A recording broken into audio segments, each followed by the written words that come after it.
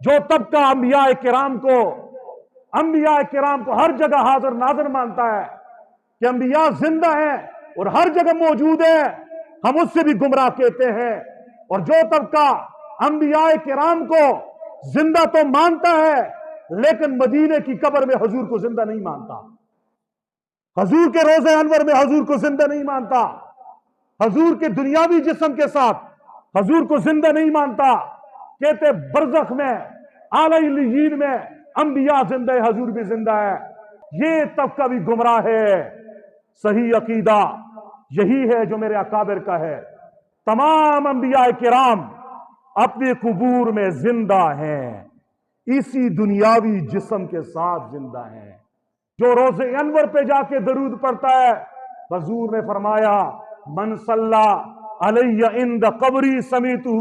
جو میرے روضے پہ آ کے درود پڑھتا ہے، فرمایا سمیتہ میں سنتا ہوں۔ فرمایا ومن صلی علی نایا نبلغتہ، جو دور سے درود پڑھتا ہے، فرمایا وہ درود مجھے پہنچایا جاتا ہے۔ یہ حدیث بتا رہی ہے جو نبی کو ہر جگہ زندہ مانے، ہر جگہ حاضر ناظر مانے، وہ بھی گمراہ ہے، اور جو نبی کو اپنے روضہ انور میں زندہ نہیں مانتا، مدینے والی قبر میں زندہ نہیں مانتا، وہ بھی گمراہ ہے۔